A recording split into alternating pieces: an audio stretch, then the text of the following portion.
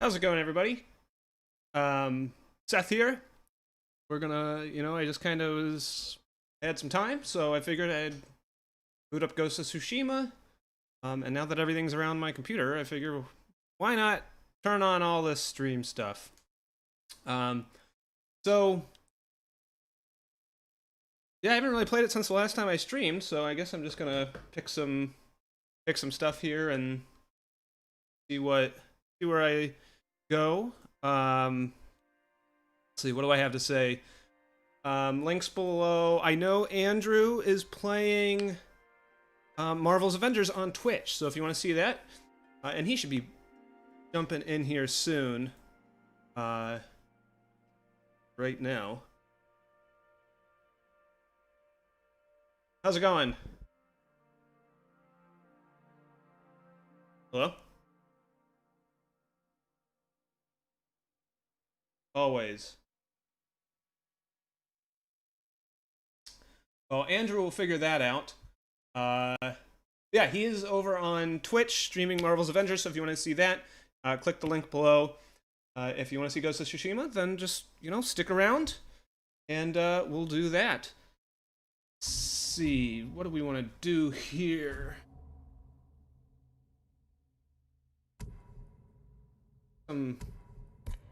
Get this Heavenly Strike. That could be a lot of fun. Get a cool special attack. I wear it. Got my nice traveling clothes on. Travel here.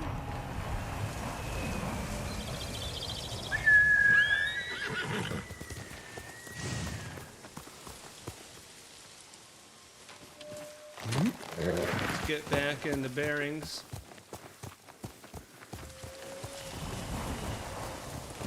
Yeah.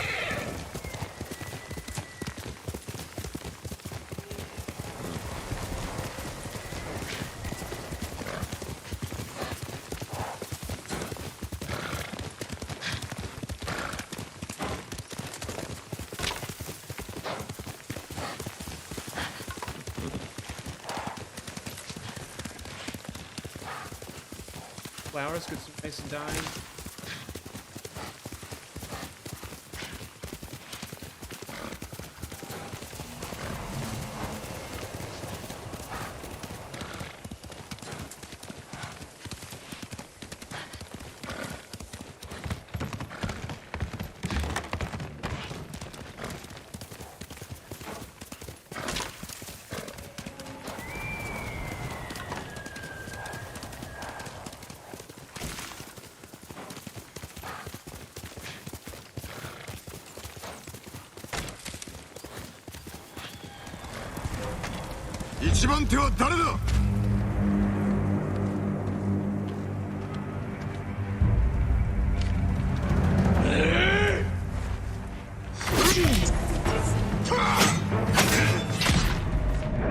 Alright, let's get back in the swing of things here.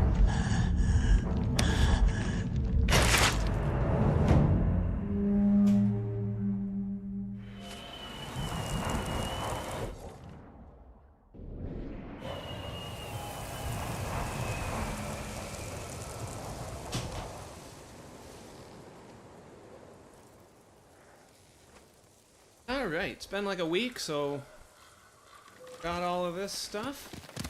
And for those that weren't here last time, I'm doing lethal, because I like the idea that good sword strike does it. And since the load times are so good.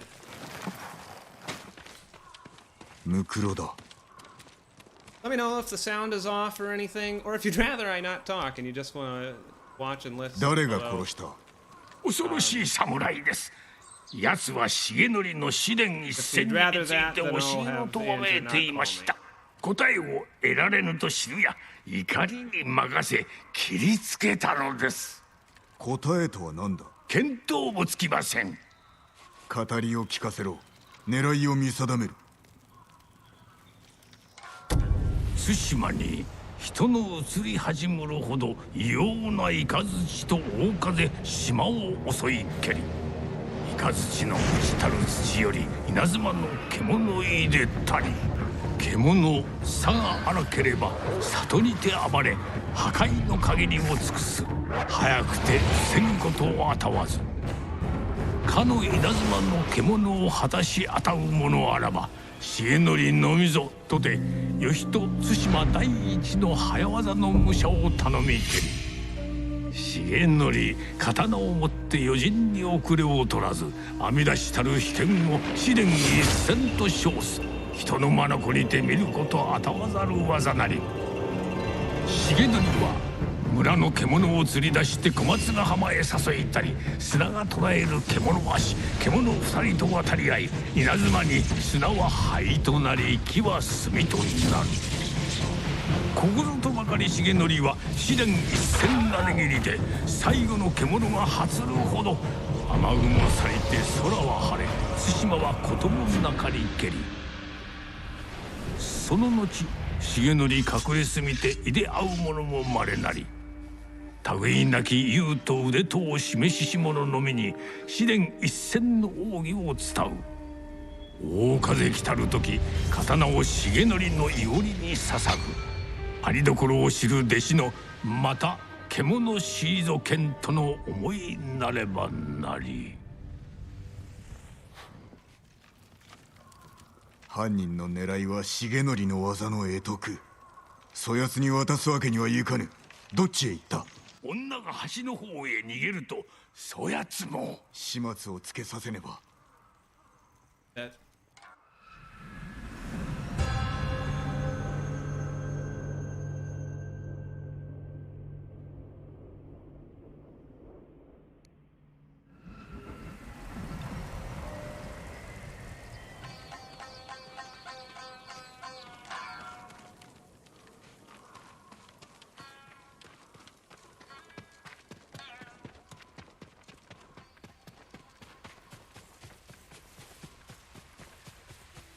法師が言っていた橋。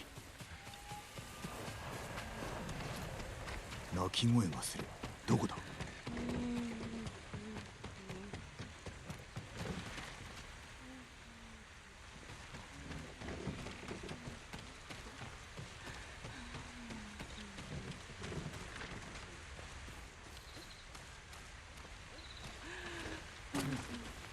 お侍様、みんな殺されちゃって。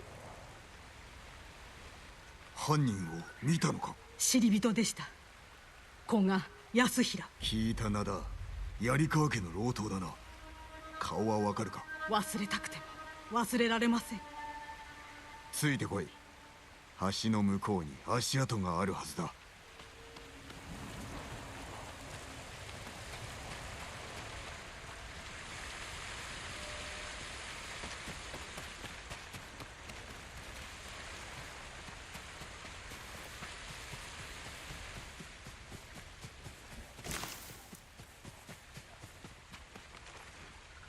蹄の後、急いで逃げたのか。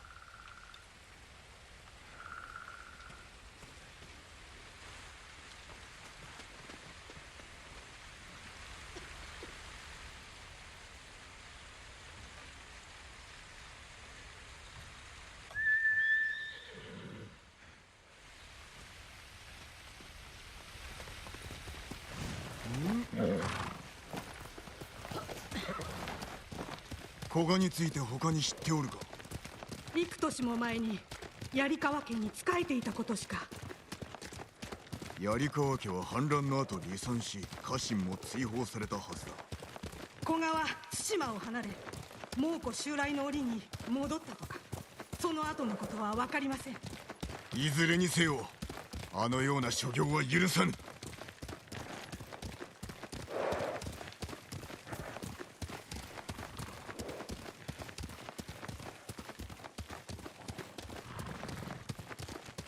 この先、敵陣があるようだ。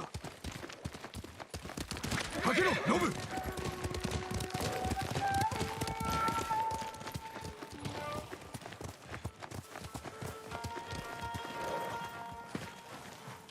猛虎だ。隠れろ。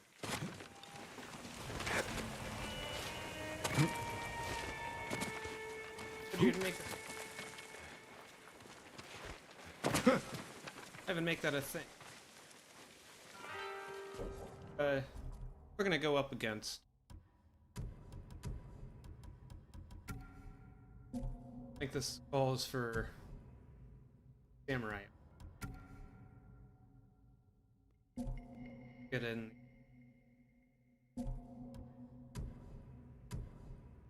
Words, but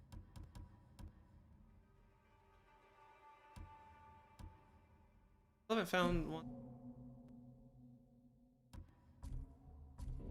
When like. See if I remember now.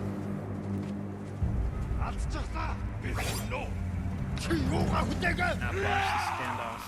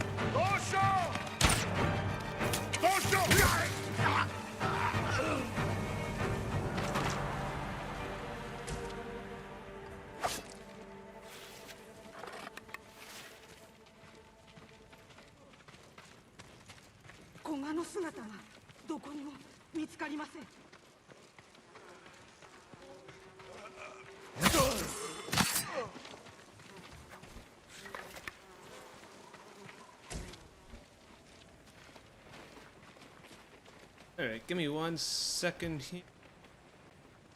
Try it. Out why.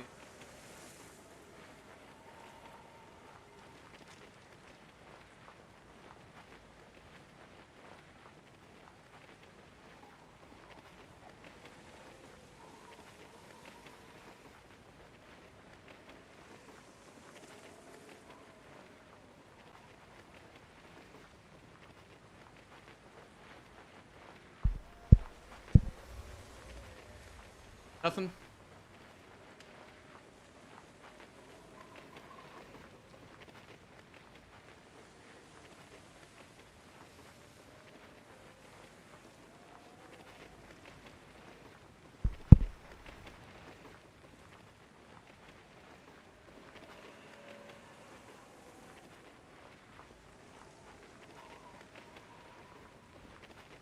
I don't know why Discord doesn't work every now and then. Make any sense to me. Oh, I bet I know why. Wrong. Probably. What is wrong? What do you guys? Did you figure it out? Can you hear us? Yeah, it's because I mute Discord because I don't want to hear all the crap. Forget that it's muted. So how's Avengers going? It was going well until there was a whole period where you were describing a completely different game, and I was just like, Seth. That's what you do to me all the time. You know that, right? I don't describe a completely different game. I just occasionally interject every, like, 10 minutes. I play relatively quietly. I need to talk more. And I was just about to tell you guys about the entire history of Destiny. So, I mean... Okay, well, I guess I can't hear you anymore.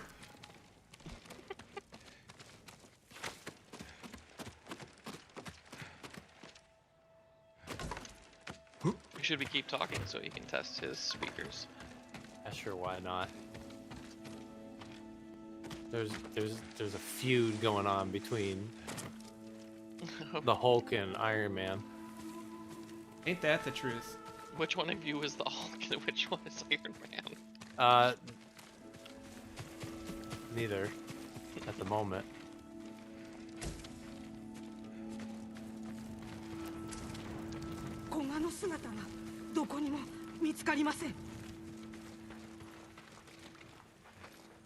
Yeah, he's got a big weird head. 古賀康平というものを追っておる。さっきまで櫓におりました。まさか猛虎と。はい。ですが言い争いを。重則という言葉は聞き取れました。櫓を調べる。新手が来る前に身を隠すがよい。How's Ghost of Tsushima going? Tsushima. Well, I haven't played it since the last time I streamed it, and it shows. 古賀は何をしておる。I had like one standoff, immediately died because I forgot the buttons.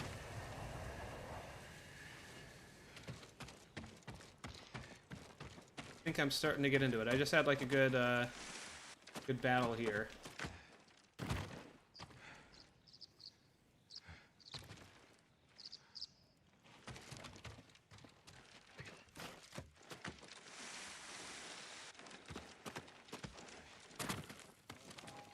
白い歯、稲妻で色が抜けたかのようだ。重則の話は猛虎も伝わっておる。古賀は法師の語りと比べたのか。Tony Danza.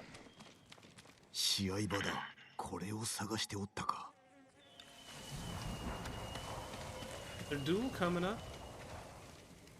古賀はいずこかで試練一戦を伝授されるつもりだ。この近くに白い葉をつける木があります。そこが行き先。助かったぞ。安全な場所へ逃げろ。承知しました。I think this tiny あの dancer けだものを person 倒してください。 is Black Widow. Only because I don't think 白い葉の木を Ant-Man's in 見 the つけ game. ねば。 So the only other reference I can think of is she's a ballerina.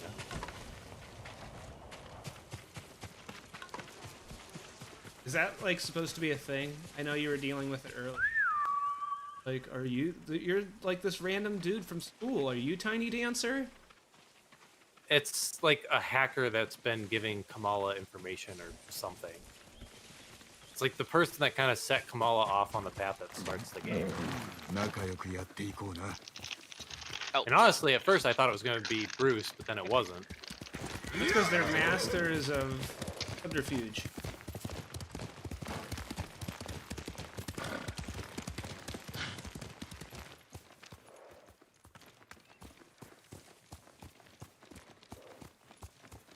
I don't know if Iron Man explained what happened to his house. It was killed by a missile that he definitely should have seen coming.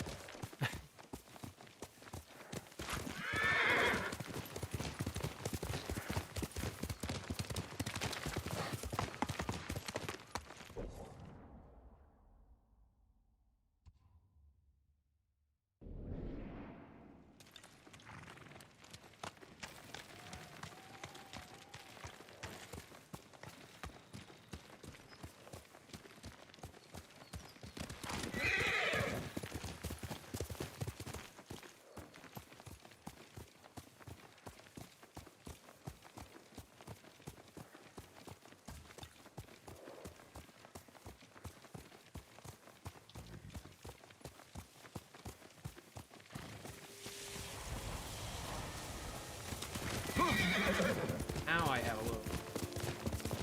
Now I can shoot lasers. Kamala? As Kamala. No, I'm Iron Man. Are you now. stealing the other Avengers' powers? Yep. That's what happens when you unlock the battle pass.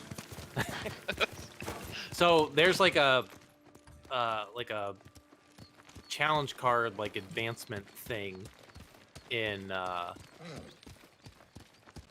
the game that so far everything is free, and it's like I've heard that it's going to take a lot of grinding because you have to do it individually for each character to get through it all. But the fact that everything is labeled as free makes me really worried that there's going to be a point where they're just like, Well, now they're going to replace it with a pay pass, and it's just like, I don't like, if there's a pay to play kind of thing, I don't care whether I pay for it or not, whatever. I just don't like time limits on my gameplay. I have so little free time, and having to like do everything within a certain amount of time just stresses me out. Well, they had to release like a big long website page to try to explain what the monetization is. But yeah, so when you bought the game, they gave you the battle pass for each character for free. Even though you bought the game. It's very nice of them. Very nice of them to have given you the battle passes for free. But yeah, once those battle passes are done, and I don't know if there's a time, if they already show the time limit, but the next season, basically, you'll have to buy each of those battle passes for each character. That's horseshit. Yeah. Now, my guess is that it's not gonna fly, because it didn't fly with Destiny, and it didn't fly with every other game that's tried to pull that shit. But that's kind of why I'm not jumping on board right now. I have a big idea that this is gonna go free to play in like 6 months. Most of these do, and I'm kind of hoping it kind of does. The battle pass stuff just, I hate it. Like in theory, most of it's fine. Like it's whatever. If you want to add like an option to give more money to access more stuff, as long as it's not barring part of the game. But like, if there's another battle pass after these characters, and it's just like, this is the free one, and then later there'll be a new one that I can go through, that's fine, as long as it doesn't prohibit me from doing the free one. I paid $60 goddamn dollars for this game. The way the battle passes generally work is there's a free and then a paid tier. And the free one, for the first like 20 levels, they'll give you stuff every level, and then it starts spacing it out where it's like you get one thing in 10 levels and stuff like that.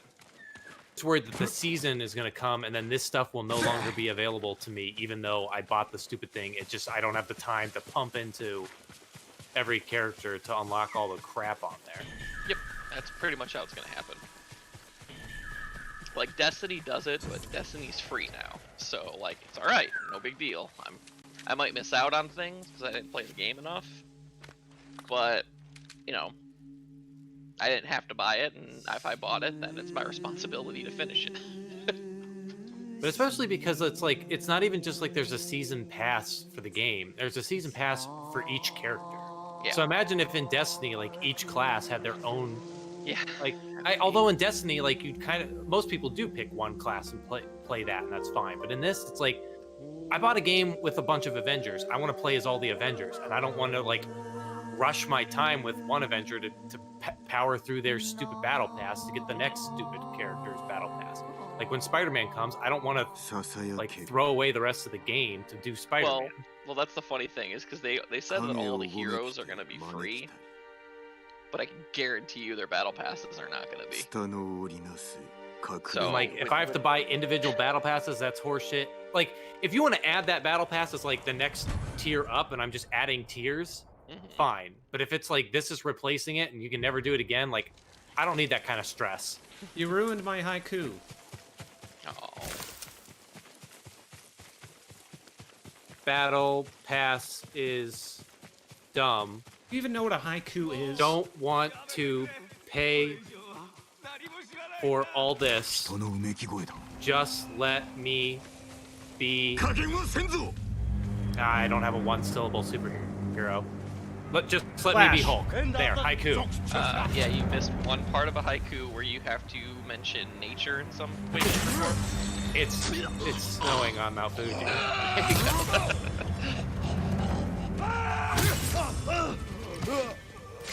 Mostly there. You got the 575. You just missed the a reference to nature. That's what makes it a haiku. I could just go outside. Ah, dang, that's too many syllables.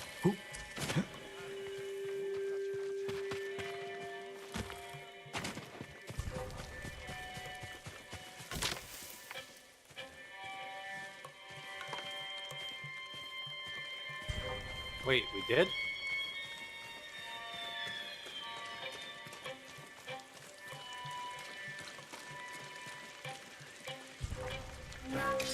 Archie! Polari check! Zataki!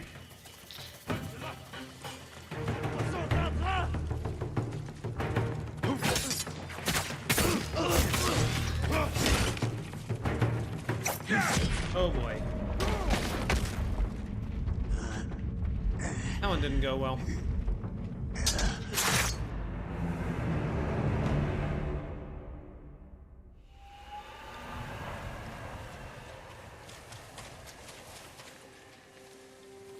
How's Final Fantasy? I don't handle play the Final free-to-play Fantasy. How's it handle the free-to-play aspect? Well, they changed everything in like literally the patch that came out 2 weeks ago, and that's when they added the entire first expansion to it. So I'm not 100% sure, but to my knowledge, you just get to play through the first 2 expansions, and there are 4 already right now. So.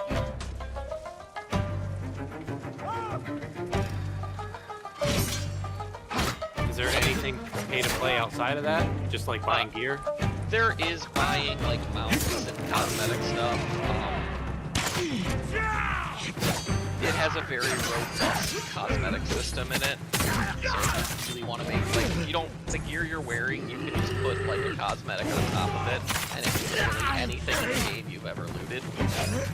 That's so cool. it's not uncommon to see people just running around in like bathing suits with no tops on, and but they're like a fully geared armored paladin. Looking at the archers. That's DC Universe Online did that, where if you unlocked anything, you could use it as a cosmetic.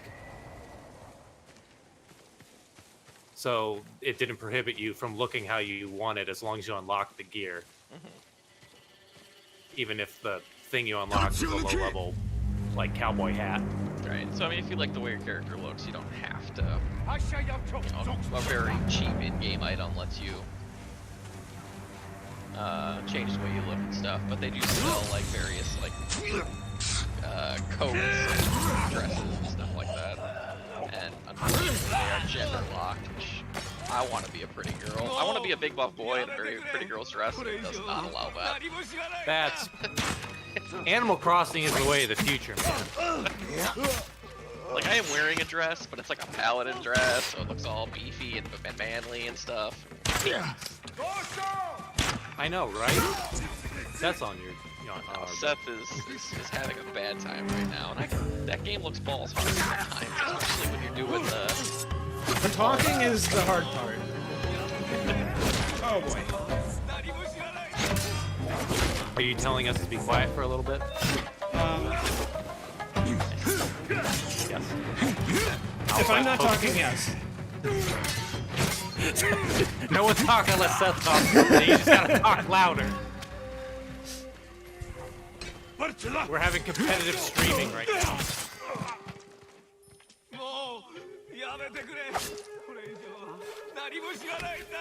Yeah, like I told Andrew earlier, I try and talk as much as I can when I stream, but with this, it's you gotta concentrate a bit more.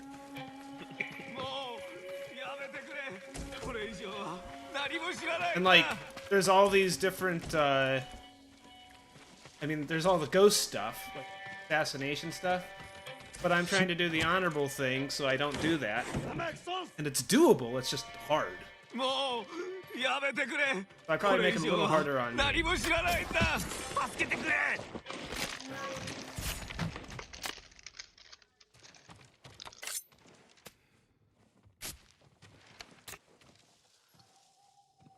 know what half this stuff means.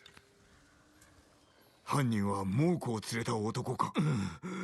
祖父から試練一戦を授かるため連れ去りました。祖父の命が危ない。行き先は？祖父の稽古場、小松の海岸にあります。どうか祖父を。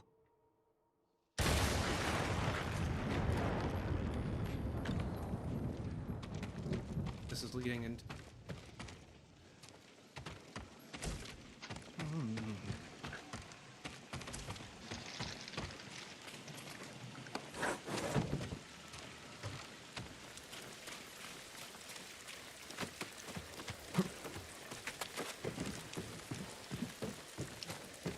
I tell this to everybody.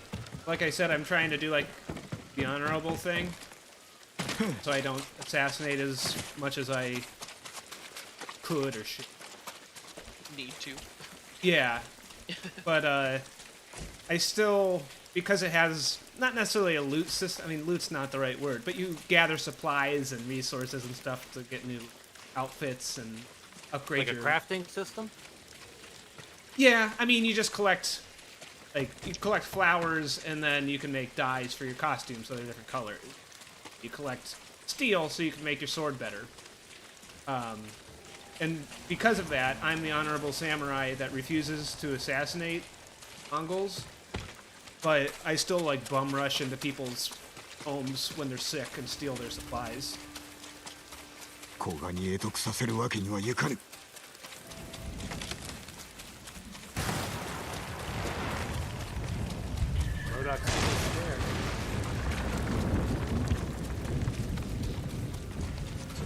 You know, when I saw him on the commercial, I was like, wait, why is Green Lantern such a I'm like, oh wait, I forgot about Bout. I made that joke earlier. See, everyone's thinking the same thing. You can only do so much with a big brain science evil guy.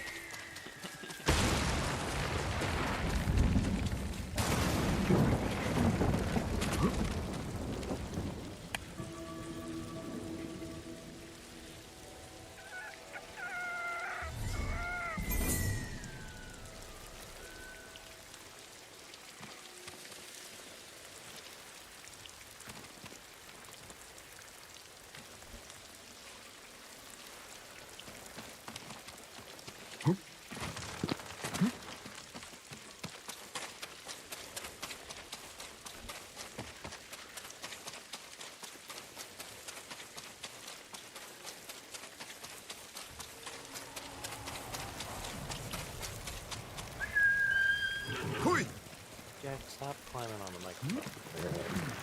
Oh no, my mouse. This So, is definitely gonna what- be it. What are the haikus you have to do? It's kind of like a collectible, where you,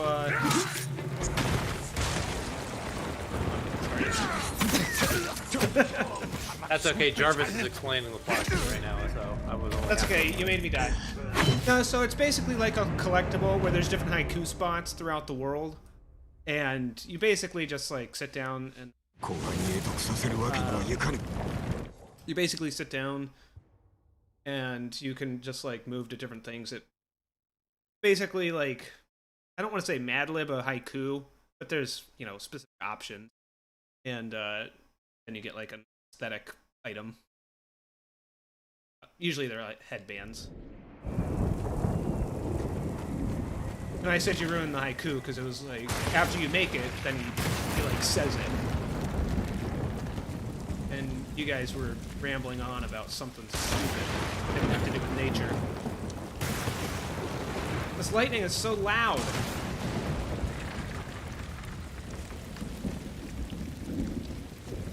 In game? Mm-hmm. Well, how cool would that be? 4D lightning. I didn't know if you. Yeah, I didn't know if you were talking about 誰 Did look like か rain 切り倒 earlier. して渡ったようだ。 in there, and I was like, lightning doesn't make a noise. It's thunder. Thunder, thunder, thunder.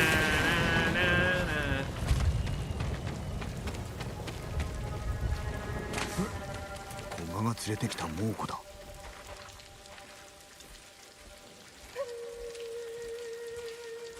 Assassinate this guy.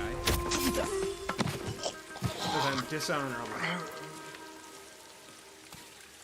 And it's hard to, like, not assassinate the Mongols. Mongols are kind of stupid. No offense.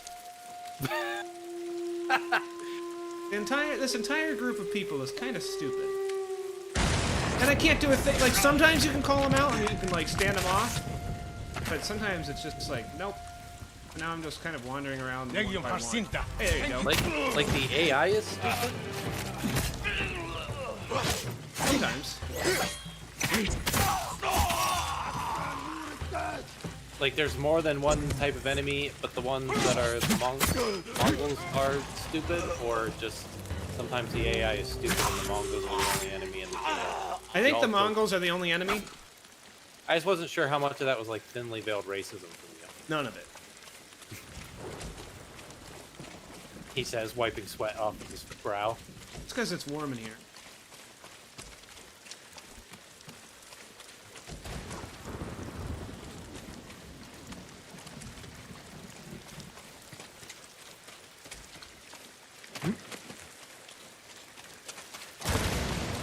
About 800 times. あれが試合場に違いない。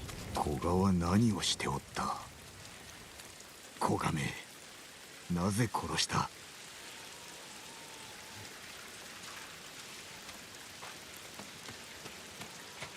いつからあるのだろう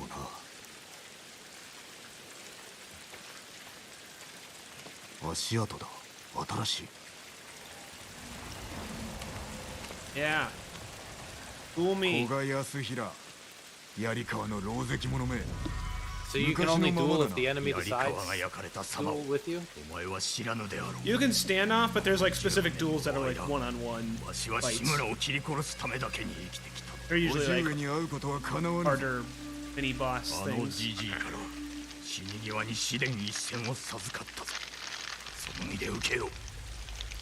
What you eating? Nothing.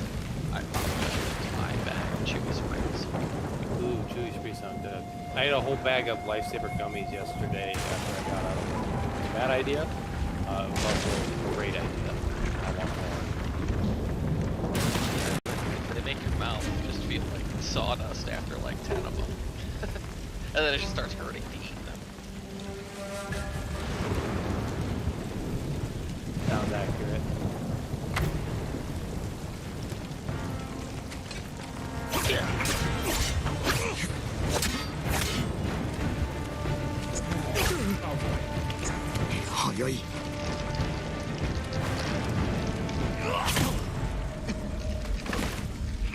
Like duels, but they are hard.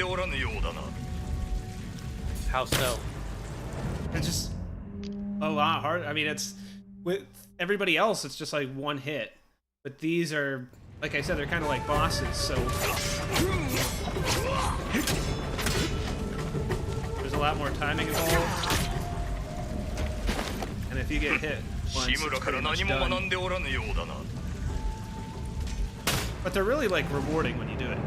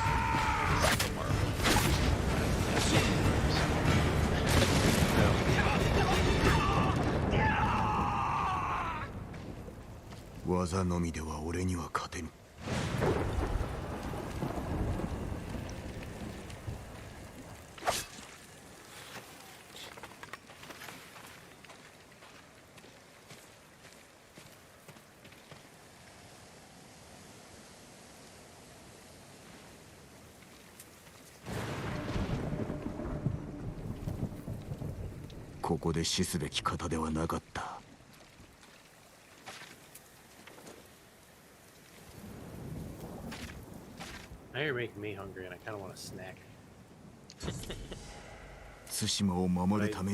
America runs on Duncan. I've conveniently not bought snacks in a while because I won't eat them. That is the best way to do it. But man, I'm just like, I could run to the gas station and get some candy or something. I mean, it'll be fine once the Oyo Gym arrives. I mean, we're gonna crush at least 3 muscle groups at the same time. We're gonna be so beefy. Because we're gonna be eating nothing but beef. Are you guys eating? I mean, it won't matter what I eat. I'm gonna Oyo Gym it right out of my body. Oyo Gym. Who is that? It's the future, man. It's the future. Who's Oyo Gym? That is a question for everyone. That's the question is, what is the Oyo Gym to you? What can it do for you? To me, it was like what, $300? 150. 150? Yeah, so it wasn't that much. Less than your average board game Kickstarter. Whatever it was, I was like, I've spent more on board games. I need to get in shape. It's a single item workout system that we kickstarted because we were both like, it's March and we're at home all day long. We should be working out. You guys aren't gonna work out with the Oyo Gym. Yeah. Oh, no, it's not. No, just like right. I didn't work out for 2 days with the Ring Fit Adventure. Man, you sound so dumb right now. When does it do? Gym. You're gonna fucking crush it with the Oyo Gym. When does the Oyo Gym do? They just said it was delayed until December now. I was gonna say, by the time you guys don't care anymore about quarantine, it's gonna come in. You guys are gonna be like, what the fuck did we order? We're gonna be like, we can just go to the gym, right? That's the thing, is even with a gym, I've never been to a gym, so. And I never will. I'm too socially anxious to go to a gym. It's not bad. People are pretty chill at gyms. Not gym though. Everyone's gonna see my scrawny little baby arms. Trust me, they all scrawny. Yeah, no one who's like ripped goes to a gym. They already went to the. Or they have like a cool gym. Like you gotta go to the discount gym because that's where nobody who actually goes to the gym goes.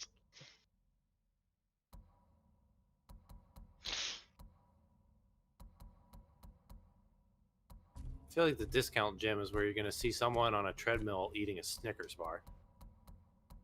Usually not far off. And it's gonna be me. Just travel around.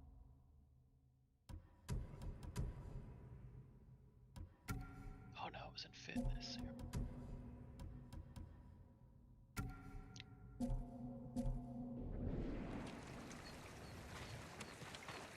I can't believe you guys backed the Oyo Gym.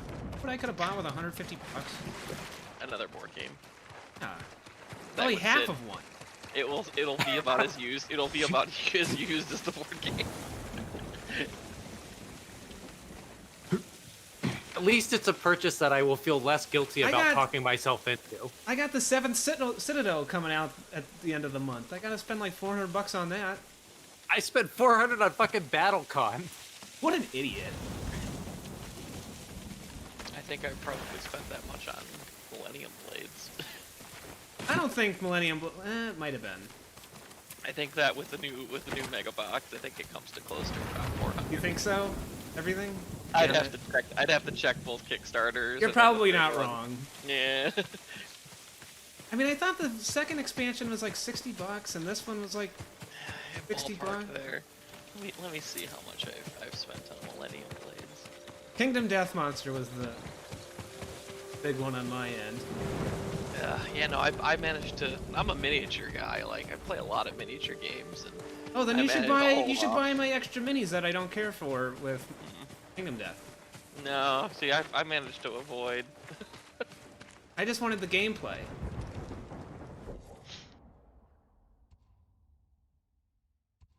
All right, let's see. Projects IBEX sorted by name. I got no one else watching this stream. I'm gonna see what I got coming. I've 15 Kickstarters that are still due. Sleeping Gods just got delayed.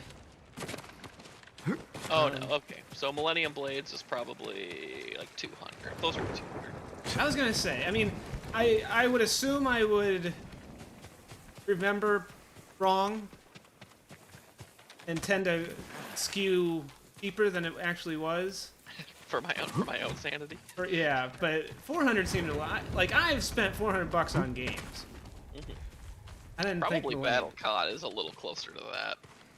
And I thought, for me, because I had none of BattleCon outside of the very, very first itty-bitty tiny, let's throw as much shit into a tiny box version. It also doesn't help that you prefer Exceed now, don't you? I think Exceed is the logical conclusion Of the BattleCon. BattleCon system. Yep, but I also like BattleCon, and when there was a big, like, here's everything, and it's your last chance, and Brad sent it to me, and I got all swept up, and I was like, yeah, because I do like BattleCon a lot, and BattleCon they're similar enough that I really only need to Exceed, but they're different enough that I talked myself into BattleCon as well, and I gave Kyle my old copy of the original BattleCon, because it was small and easy for him to take home and play with his fiance. I think I've definitely spent $400 on Power Rangers by this point. In that ballpark. I skipped a lot of it. I have backed everything. Still got that $300+ Street Fighter pledge that it's coming eventually. It's coming.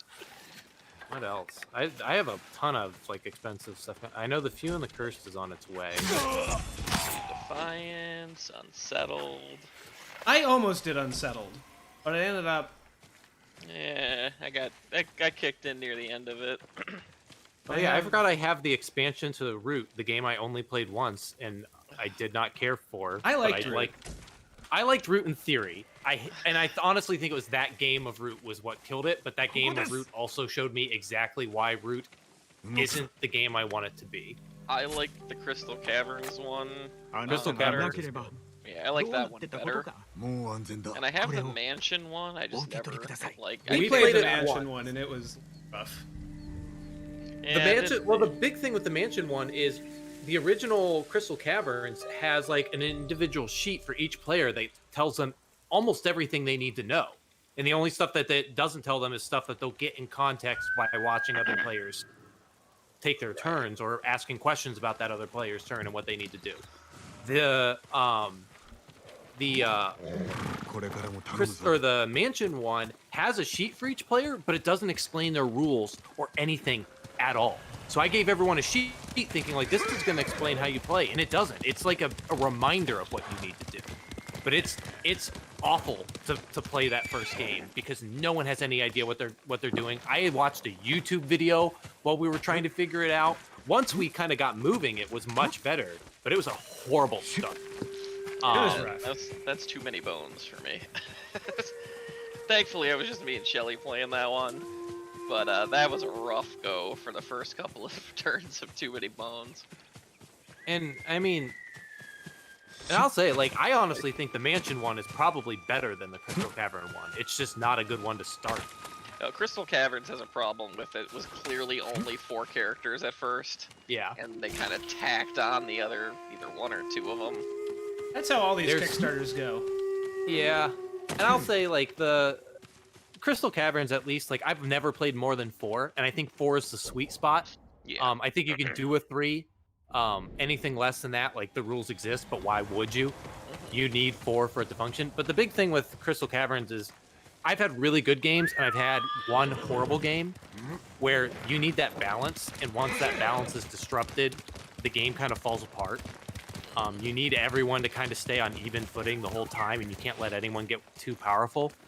And the one bad game I had, I knew every time the knight starts out weak and gets really strong, and it's usually like you kind of got to cull them a little bit.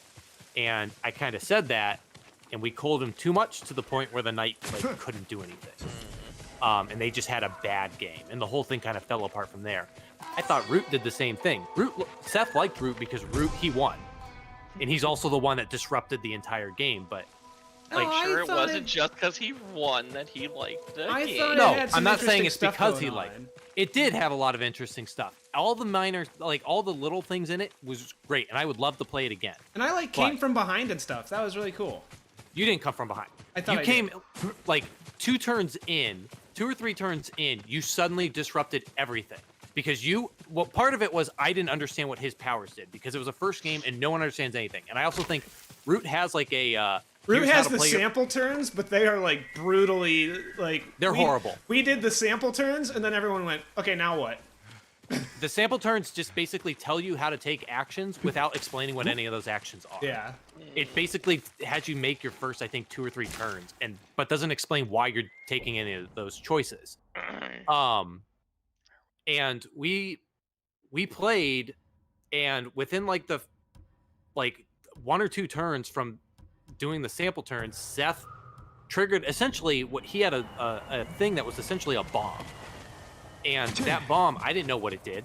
I didn't know how to do anything with it. I had no idea. When he set it off, because I had no idea what it would do anything, it basically crippled me to the point that like I had no chance of recovering.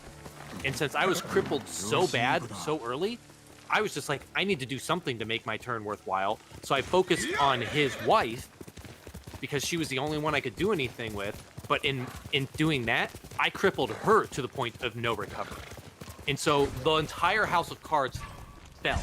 And the 4th player had no idea what he was doing the whole game, so he was never able to do anything. And Seth just ran away with it. That's not to say anything bad about Seth. It's just like the game. That was the first time, even more than bad games of Crystal Caverns. That was the first time I saw like How precarious this isn't a that game. design was. Yeah, this isn't a game. It's a Rube Goldberg machine. Like everybody needs to keep everybody in check. And if one person tilts that balance too much, the game no longer functions. And it's a big setup. It's not a horribly long game for what it is, but it's a big setup and a long game to have it come crumbling down on your very first game within 3 turns. I when I was looking through the rulebook when they put it out, it just looked like a game. It all those games are 5 games in one, and whether they mesh them enough.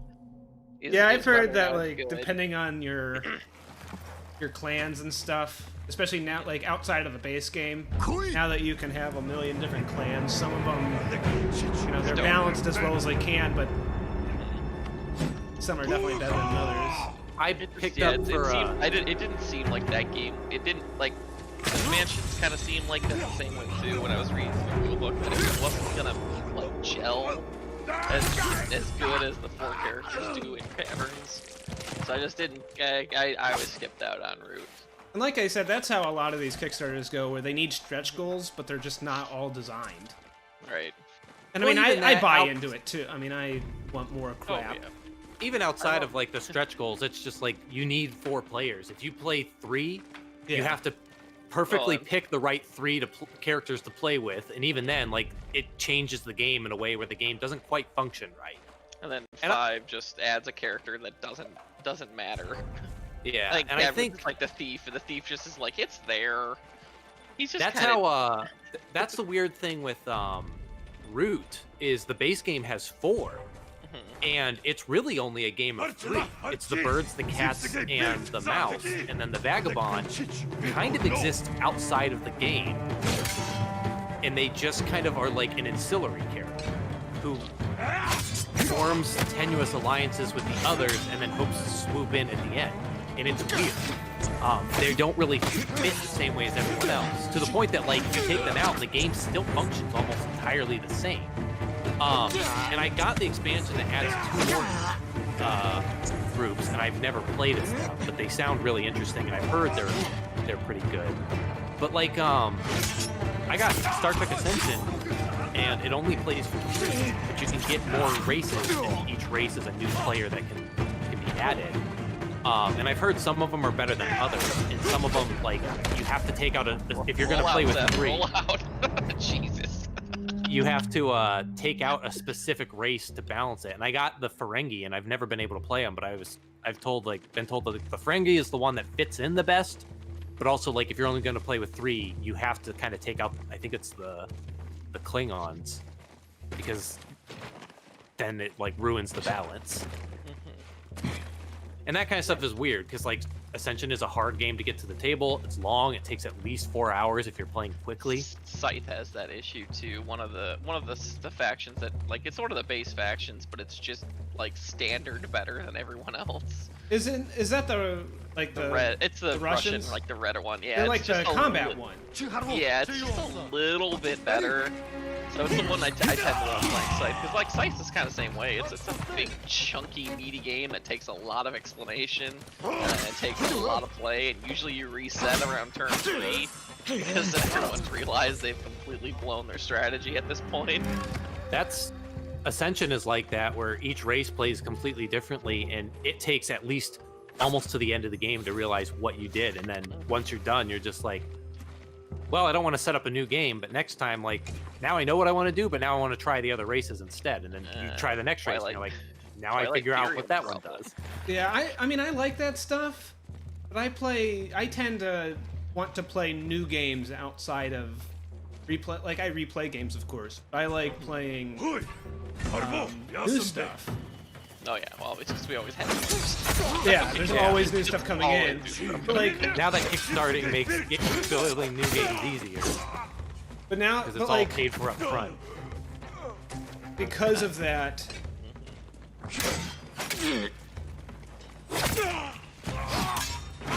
Go for it, Seth. Yeah, you got it. I wasn't gonna say anything else. I was just gonna let you go for it. Can you guys tell when I'm in a fight? Oh, I thought you were just because we were like accidentally talking over you. No.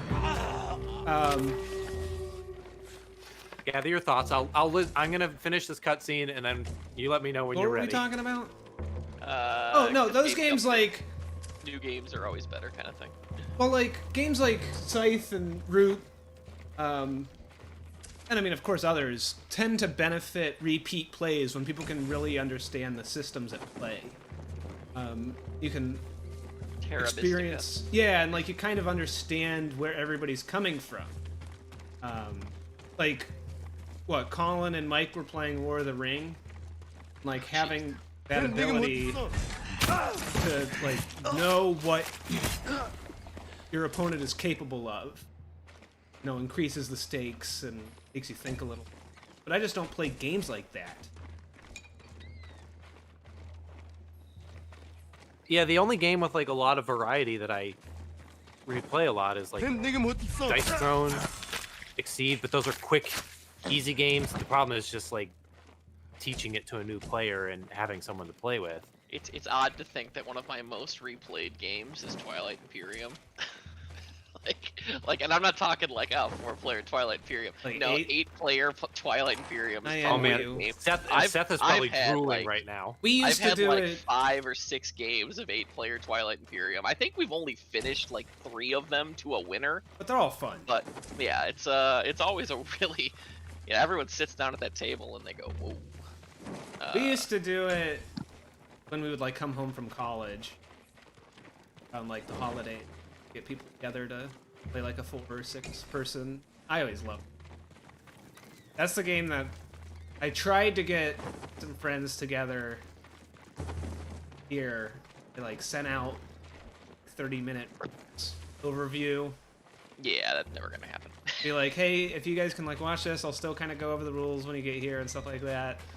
And I sent out like the races and was like, hey, I like put together all this stuff and like background and like pick the race that sounds cool and like this is what they all are. And then I'm the cat people. You can't have them.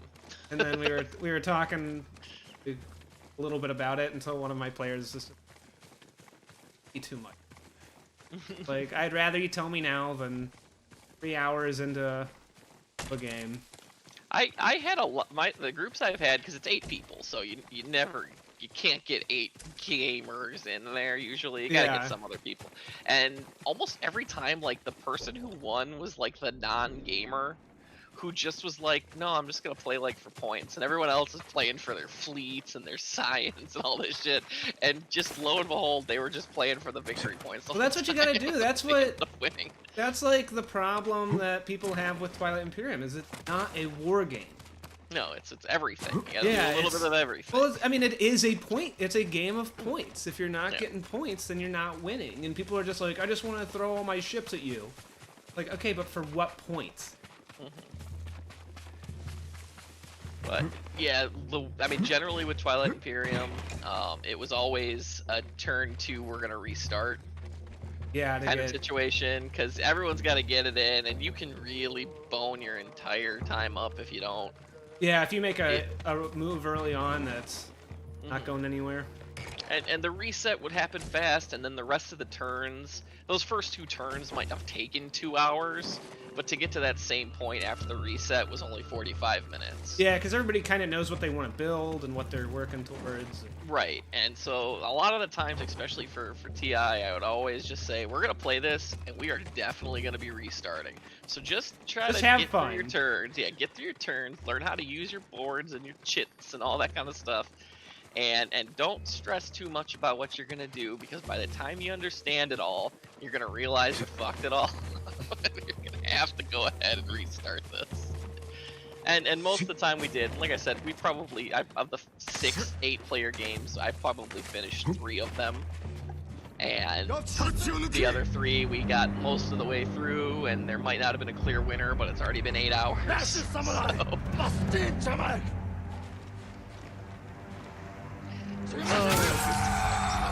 I keep looking at the 4th edition of it. I think the expansion for it is due out like soon. And, oh yeah, the new one they announced? Yeah, I should probably buy it. And like, there's literally no, it's gonna be the 5th edition before I can get people back together. I know, so I have 3rd edition with the expansion. And I don't even play that, and then when 4th edition was finally announced, I should get that. And then it's just like, why? You play my biggest why was, where's the coffin box?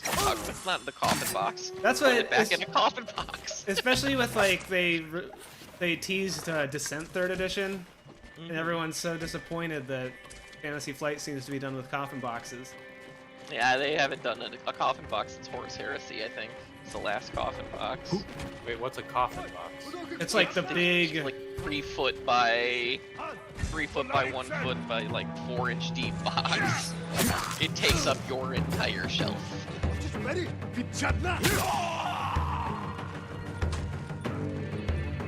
Mostly unnecessary, but for Twilight and all its expansions, it's very nice. You get the art.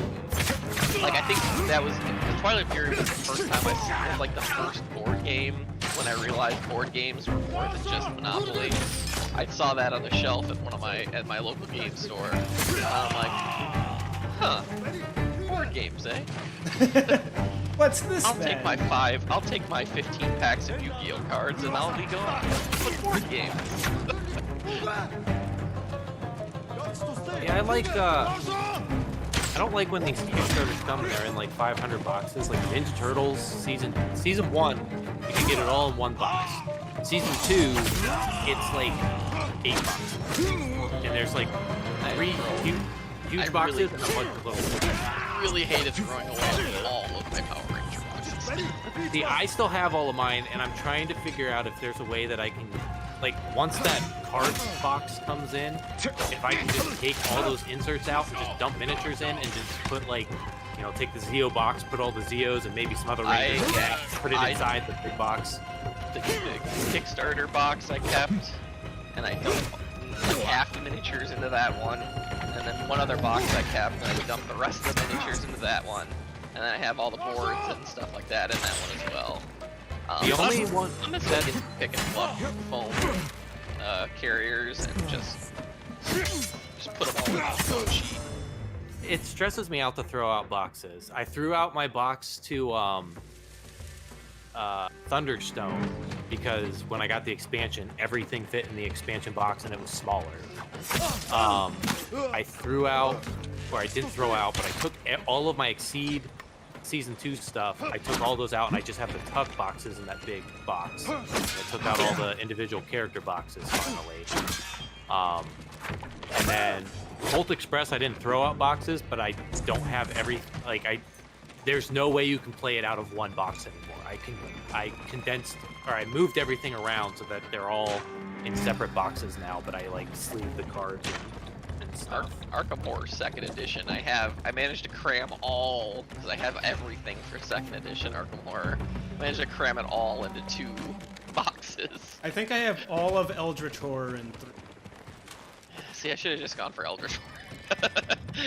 I shouldn't have gone all in on season 2 on second edition of Arkham Horror, because that game sucks for so many reasons. Wait, Arkham Horror was isn't- like my no, first. The one we know is second edition. You mean the new one that just came out? No, second edition of Arkham Horror is probably the one you know. There is a third edition of Arkham Horror. Yeah, that where it doesn't even recently have like came a out. board. It has like interconnecting areas. Something like that. Didn't even look at it. Second edition is messy, but it's fun. Second edition holds a special place in my heart because, like with your Twilight Imperium, it wasn't my first like board game, but it was like my first big board game that I got. It was like a purchase. My friend and I went halvesies on it. We played it like every weekend. Oh yeah, we played a lot of stuff with it. I mean, it's we had kinda good like times with Arkham. Oh, we did, but it's messy. like the. But the thing with it, what I'm saying is, it's the same as like it's like Dragon Ball Z. I love Dragon Ball Z. It holds. I have a very special place in my heart. I could never hate Dragon Ball Z. Dragon Ball Z is not a good show, and I don't think I could watch it again. And I've gotten to the point where like I don't know if I could sit down and play Arkham Horror again, especially now that I own Eldritch and I got rid of Arkham. But now that I own Eldritch still is messy, but it's a cleaner version of Arkham. I would play Arkham again. I don't know if I could play Arkham again. I don't If someone think I brought could it set out up and Arkham. everyone was like, "We're gonna do this," I'd be like, "Yeah, sure." Yeah, if somebody sets it up for me, I don't think I could. I don't think I could unpack my Arkham. Like, because I used to actually have a game table with that had the size to put all of the expansions down, and it's too much. There's too much. Maybe Even base Eldritch Arkham has a on big its own. table space. Well, when we used to But play Arkham, Eldritch, we used to Eldritch use is a lot cleaner, and the gameplay is. You could be sitting there for a half hour at times in Arkham, Yeah. and then it gets to your turn, and your turn takes 2 minutes. Yeah. And There is a then- lot and more that downtime, and I think there's a Yeah. lot less. we all would like bring something to read when playing Arkham. Yeah, there's a Why? lot. There's of so many games like cards that. to read. And I remember like we played Eldritch once, I think, with Joe, and like That doesn't sound like it would be a good time. no, because Joe has even like a turn that takes like 5 minutes. Joe will be on his phone as soon as it's not his turn, and then as soon as it's his turn again, he's like, "What's going on?" Then you got to explain it to him. He goes, "I don't care." He's the same one that I tried to teach Marvel Champions to, and it like 2 seconds in, he's like, just I understand, fine. Let's just start moving. And then 2 seconds in, he's like, I don't know what's going on. I hate this. This is stupid. It's like, well, you didn't listen to the rules. You waited. You listened to about these are cards, and then you were done. But like when we played Arkham, it used to be like a 3-table game. We would set up. We would have Like a big card card table. Yeah, and then we had a big like actual like poker table that We had would like set the table everything the up on. board was at, and then the table the players were at. We had the table the board was at, the table that like, and then we had a table for like every deck because nothing fit on the board. And even like when, Star Trek Ascendancy is a huge game. When we play that, we get out like TV trays, and that's where everybody like their player board and all of their cards go because it takes up the entire table to play. Yeah, I had originally I built a 5x7 foot table. That's what we're doing. Like a 5x8 maybe. I can only say that 7 feet is enough in terms of length. Just like 5x7, that was a really big fucking table, and it was unwieldy, especially for even just for like a 4-player game, because then like 90% of the table isn't getting used. People are super far away from each other. I'd recommend 4x6 for a gaming table. I went 5x7 because I played war games, and they required a 5 foot and a How 6 many? foot. I mean, you play 8-player Twilight. Twilight, yeah. I mean, what's your normal? Because like we wanted 8, because we go up to 6 often. I'd say for any 6-player game, you would be good with a 4x6, because while you might go to 6 often, you probably aren't hitting 6 as the regular, or more than 6 even. Well, we do. What we noticed the biggest issue was with even like the 5-foot section, the people on the opposite ends of just the 5-foot section alone felt really far away. So if you're playing a game that has a smaller board, people are having to actually stand up and reach just to play on the board. and it was really big that way. Basically how we solved it was I made some clippable tables. Yeah. I already had a 2-inch lip around the entire table already, so I just bought some plastic clips and attached those to some pieces of drywall, and then painted those drywall pieces with dry erase paint. So they were basically little dry erase table things, and that's where people could keep their cards and stuff like that. Yeah, I guess I'm not worried about the 8-foot length. I'm more worried about the width. Like, yeah, because I feel like even 4.5. Just it's really big when you do 5. Because with a longer table, you just don't use it all, which I'm fine with. Like, if I'm fine, just putting stuff off to the side. And our plan is to use it as a dining room table, too. Right. And so, figuring we can go longer, and then if we have 4, we just play on one side of the table. You wouldn't do 4 on each side. Well, so what I built it was, the whole length of the table, all that kind of stuff, and then I cut the whole damn thing in half too. So if I ever needed to have a smaller table, I could just have a smaller table. But when I put that full length of the table out, if you were on either head side of it, you were basically shouting it was a comedic rich people at a table kind of situation. And there is no way that you were putting a board game other than Twilight Imperium in the middle of that table, and the people on the ends were going to be able to play on it. Because it's just way too far away. I mean, your standard dining room table is 3x5. Right. And you already know, like, the 2 people on the ends are often already standing up to see what's going on in the table in the middle. Yeah, and I guess, so ours is 3x5, and I guess one of the things that we were looking at with the 4x8, which might have been what it was not really using the ends. And just doing 6 on, like, 3 and 3. Yeah, I mean, you can do it that way, as long as it's 4 foot on that wide end.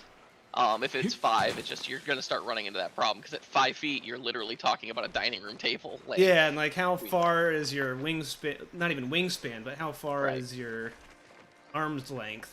Right, you can actually physically put 2 people on that end, and you'd have 2, 2, 2, but it's just, and then, just real estate on wherever your dining room table is going to be. You're talking about a lot plus chairs. Yeah. So yeah, I'd recommend 4, and I'd recommend just a 4x6. It's already a really big table. And if you're splurging in getting a gaming table, you're looking at something that might come with rails or something like that already. Well, we're planning on, it's like my father-in-law's wedding. So we're basically, the plan is to basically like pay material. Okay, so he's gonna build it. Okay, yeah. If you got someone who can build a table, yeah, definitely go 4x6. Go with if he's particularly good with woodworking. See if he can do some kind of a rail system. That's what we were gonna do. Clippable exterior trays and stuff like that. The trays are, most of the time, people never used them other than for just like drawing. Because I painted the whole table, and then all the trays were all painted with dry erase, so people could just draw on the table, and that was like half the night for everybody whenever there was a game night. So that's also a fun thing to do. Not necessarily recommended, but doesn't look as good as a nice dining table. But yeah, we wanted to do like a false. We wanted to do an inset table, like basically. I mean, we were looking at all a game vault. Kind of thing. I mean, we were looking at like wormwood and all all of those, and just kind of coming up with like, okay, this is what we'd like. Can you do it and stuff like that. Right. We're still in kind of the planning stage, figuring out like what we want and need and what you can do and stuff. It'll be nice to have.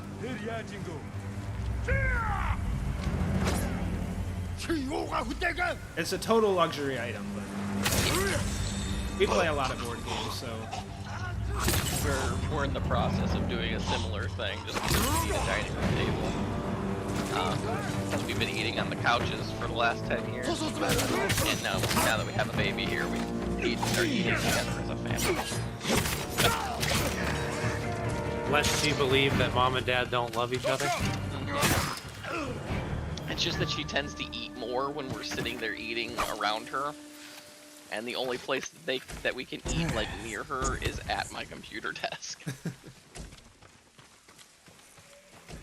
yeah. Now that my whole family is kind of all in, an extended family too is kind of all in Virginia now. We're in the tri-state area, so we have holidays and Thanksgiving and stuff. We have my parents and my brother and sister-in-law and sister-in-law and her husband and in-law. So like we have a lot of people, so we kind of need a big table anyways at this point. I mean, if he's capable of doing leafs and stuff like that, you know, yeah, it's always an option.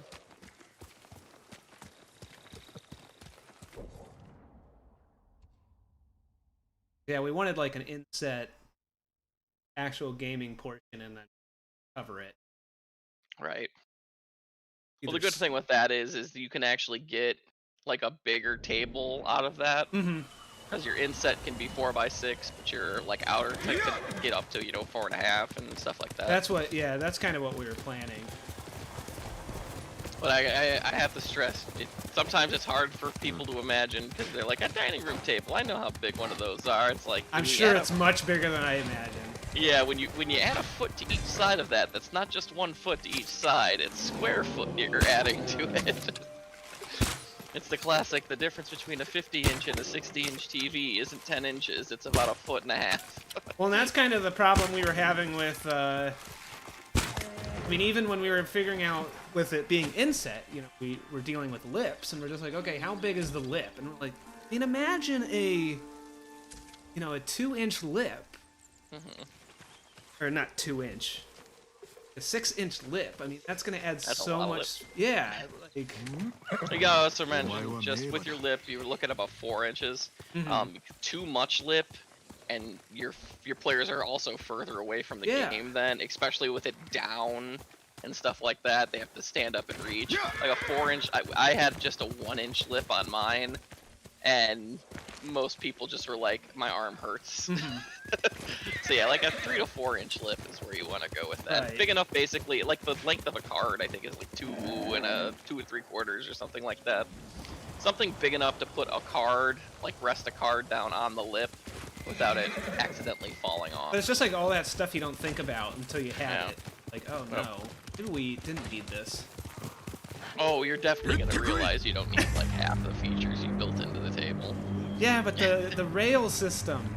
Yeah, I mean the rails, and you have cup holders. People will use the cup holders. Well, they're not. They're just gonna plop them right down on the speed limit, aren't they?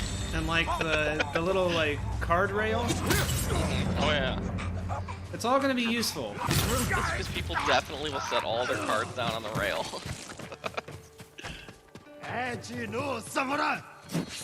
Yeah. Hi, Jack. Don't rub against the mic. I've been floating around. I'm literally on the last quest of this expansion, and I'm like, do I want to start this? It's gonna be a lot of cutscenes. Yeah, right when conversation reached its premium was when everybody in the game was like, time to tell you the plot.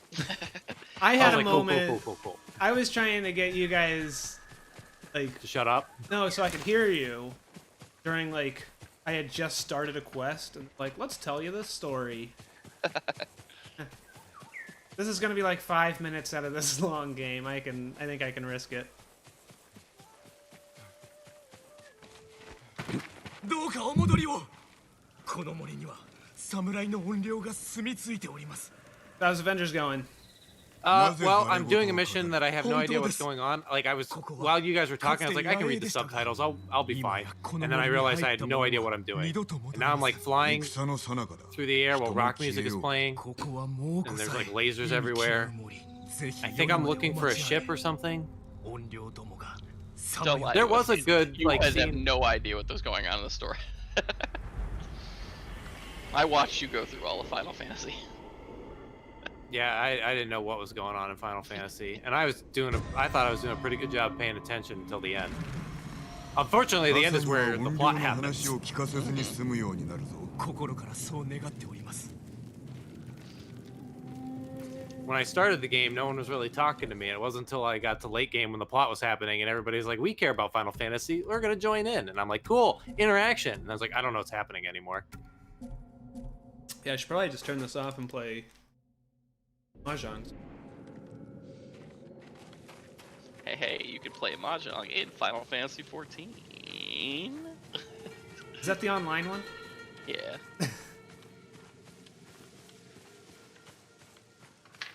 Like I said, it's free.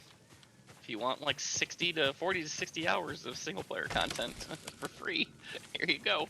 I'm fine. Seth always is. It doesn't matter if something's free. I had to buy him a game that he loved Your time for isn't $5. His time isn't free. 鋭利な切り口では No, あ that's る very が true, but it's usually not the time. It's usually just stuff that's just like, eh. ムクロだ作り話では I ない have Mission things I rewards. want and I have things I don't.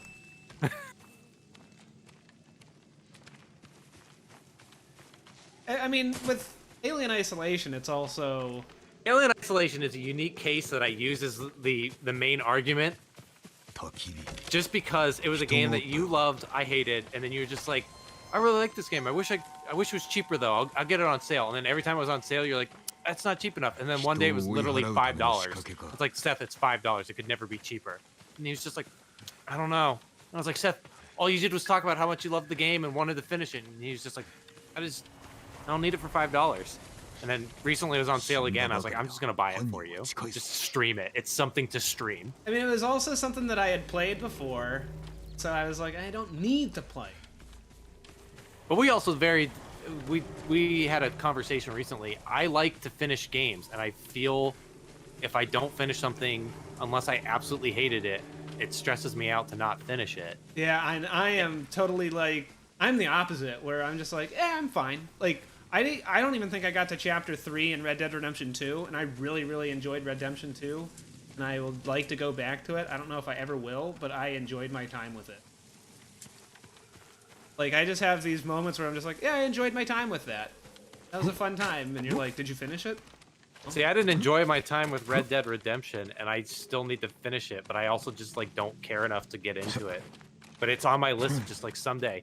The big one, though, that I said before is, like, The Witcher 3 is just something that, like, one day I'm going to have the time to just sit down, and I legitimately want to... I bought all the DLC knowing full well I don't know if I'll ever get to it. I still haven't bought the DLC yet, because It was, like, $6 one day, and I was just like, I'm just going to do it now, and maybe that'll kick me in the ass to play it. I keep like seeing 2 it years on ago. sale, and I'll pick it up when I finish. I got the Skellige, and then I just like, I think like 3 days passed before I played it, and then I got back on, and like, I don't remember anything. Alright, I think I'm at the point, I didn't want to admit it, because I hate restarting, but I think I'm at the point where I might just have to restart. Oh, I know I'm gonna have to restart. I'm sure I'm gonna have to restart both Witcher and Red Dead?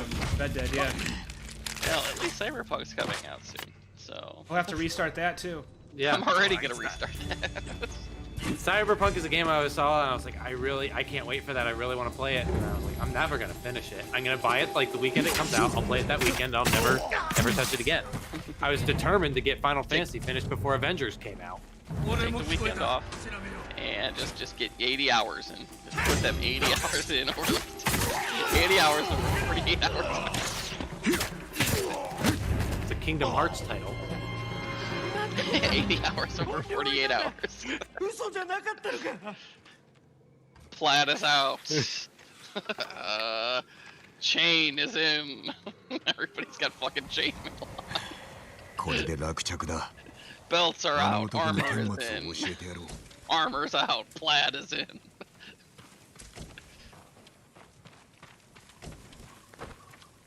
I saw that there's more DLC coming to 3, but I sold my copy of 3. Way. There's no way I could go back to that game. I had a good time. I didn't have a good time. I had a time. What are we talking about now?